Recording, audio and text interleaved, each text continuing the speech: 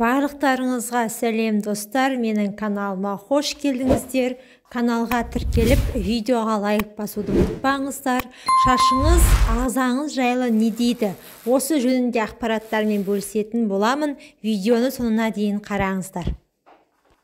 Білесіздер ме? Тіпті бір тал шаштың өзі сіздің ағзаңыз жөнінде біраз нәрсе айтады. Жасыңыз, жынысыңыз, салмағыңыз, әдеттеріңіз және денсаулығыңыз жөнінде ақпарат береді. Ендеше кеттік. Табиғи жылтыры жоқ, әлсіреп қалған шаштар. Бұндай шаштар ағзада селен және фосфордың жетіспеушілігін білдіреді. Қайызға қаптаған шаштар ағзада ақуыздың шамадан тыс көптеген және ағзаға қажетті майлар мен көмірсулардың аздығын көрсетеді. Сонымен қатар, қайызғақ стресс кезінде сондай-ақ ас қорыту жүйесі бұзылғанда ерекше көбейеді. Өте жұқа және сынғыш шаштар. Бұл керісінше ағзада ақуыздың жетіспей жатқандығының белгісі. Шаштың көп түсуі.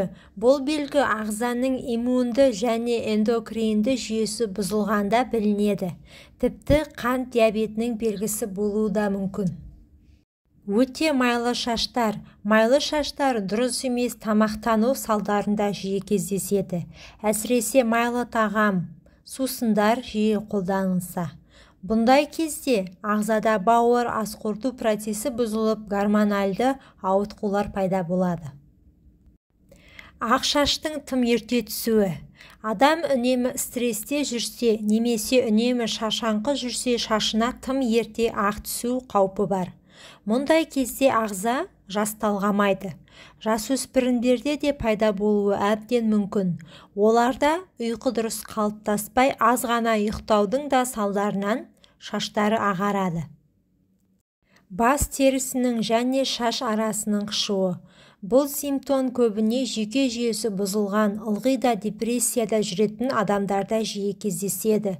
Соның кесірінен ағзада В1, В6 дәрумендері азаяды. Тым құрғақ және ұштала беретін шаштар. Ағзада темірдің, ақуыздың және мыстың аздығынан шаштар да, бас терісі де құрғайды. Сонымен қатар ағзаға минералдардың да жетіспеуінен болады.